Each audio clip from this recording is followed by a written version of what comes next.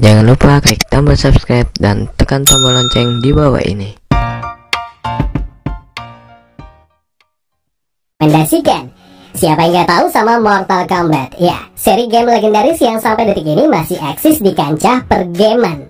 Mulai dari sebelumnya cuma bisa dimainkan di konsol game khusus, dan sekarang udah bisa dinikmati di telepon genggam kalian yang mungkin dibeli lunas atau bahkan belinya masih nunggak cicilannya di home credit. 3 tahun berselang setelah rilisnya game Mortal Kombat tahun 92, di tahun 95 adaptasi filmnya pun dirilis juga.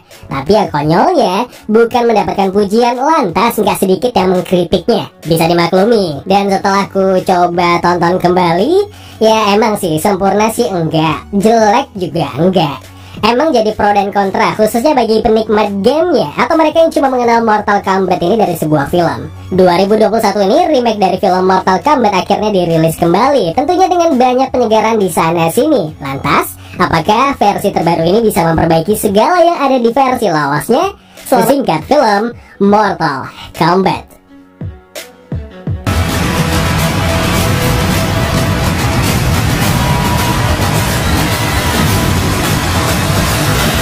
Mortal Kombat. Indonesia kebagian rilis lebih awal dari global, dan kalau menonton digital tunggu sampai tanggal 23 nanti. Mohon bersabar, ini ujian. Kalau di kota kawan-kawan belum buka bioskop, tenang, ada jalur orang dalam. Film ini mengisahkan Cole Young, seorang petarung yang terpilih menjadi wakil bumi di Mortal Kombat. Terlihat dari tanda berbentuk naga di dadanya. Cole kemudian bergabung dengan tim Jax dan juga Sonya Blade, orang-orang yang sudah bertemu duluan dengan para petarung Mortal Kombat di sebuah misi sekian tahun lalu. Dan misi mereka kali ini untuk mencari Lord Raiden yang diperankan oleh Todanabu Asano. Di tengah perjalanan mereka kembali dipertemukan dengan karakter petarung Mortal Kombat lainnya. Ada Kano, Liu Kang, dan juga Kung Lao. Cole akhirnya berlatih dengan ketiganya untuk sebuah pertarungan besar. Film ini punya beberapa misi, diantaranya mengungkap masa lalu Cole, pertarungan Outworld, dan persaingan antara Scorpion dan Sub-Zero yang menentukan nasib antara Earthrealm dan juga Outworld, di mana Sub-Zero adalah utusan Outworld oleh Shang Tsung untuk memburu Cole. Aku tahu kok, bukan sinopsis yang kalian cari dari video ini, tapi komentar tentang film yang cukup dibesar-besarkan akhir-akhir ini, khususnya buat penonton Indonesia, karena aktor kebanggaan kita, Joe Taslim, ikut ambil peran di film Mortal Kombat kali ini, dan tokoh karakternya dapat cukup banyak spot di sini. Ku awali dulu ya dari yang bagusnya dari film ini. Kalau sempat mengira nasib film ini akan sama buruknya dengan reboot Hellboy, kalian salah. Tapi kalau ekspektasi kalian film ini akan mengadaptasi semua atmosfer yang ada di game, rasanya kalian harus terima ikhlas. Gambarannya gini aja, film ini tuh sedikit di bawah Deadpool lah. Sedikit loh.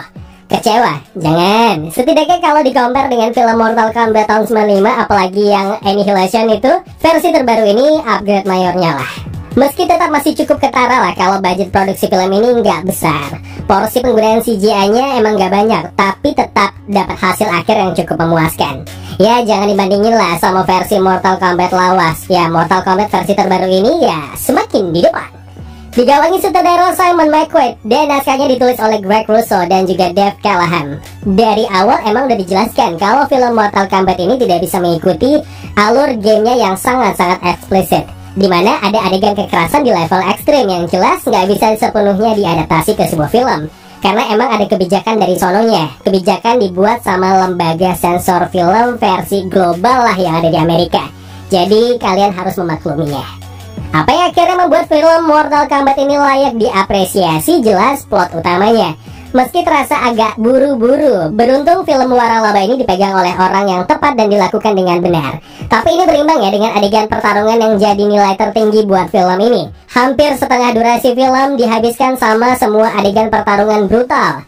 Inilah poin lebih yang membuat film Mortal Kombat terlihat bagus dan bisa ditonton tanpa harus membuat penontonnya bosan.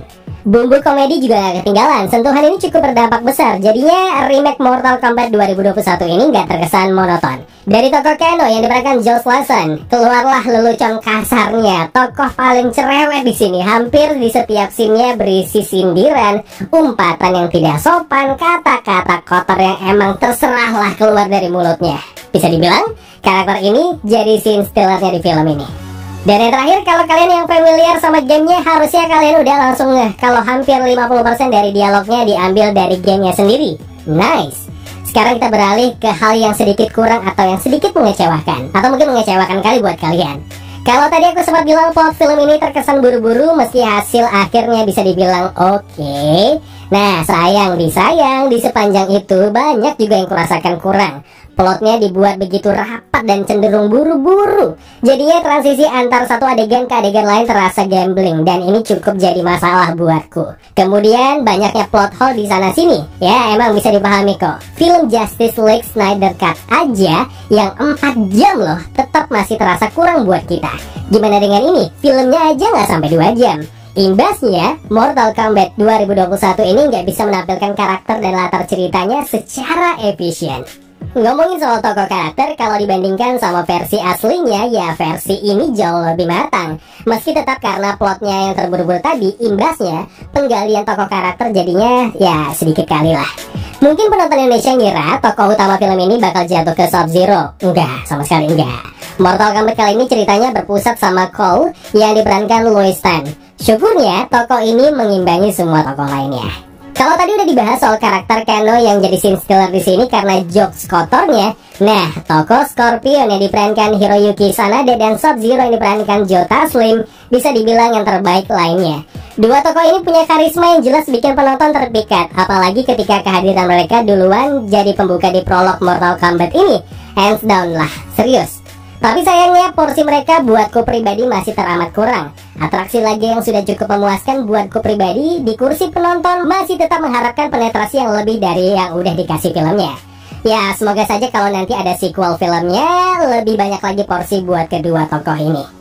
Tambahan sedikit soal sensor yang sebelumnya aku bahas, ya dari sononya udah ada aturan ketat buat mengkompleks adanya adegan kekerasan. Setidaknya gak se-ekstrim original gamenya. Nah, di Indonesia kena lagi. Bagi kalian yang mainin gamenya, pasti momen-momen yang paling ditunggu saat fatality.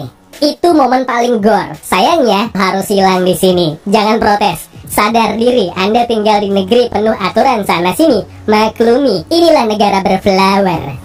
Secara garis besar, apa yang tersajikan di sini dengan segala pro dan kontranya sudah mengobati penyakit lama film Mortal Kombat lawas, di mana plot, visual, dan acting pemainnya kadang bikin geleng-geleng kepala sendiri. Mortal Kombat terbaru ini sudah cukup memenuhi ekspektasi mereka-mereka yang pernah mainin gamenya. Tentu dengan kekurangan tidak adanya pertarungan klimaks atau lebih dikenal dengan fatality.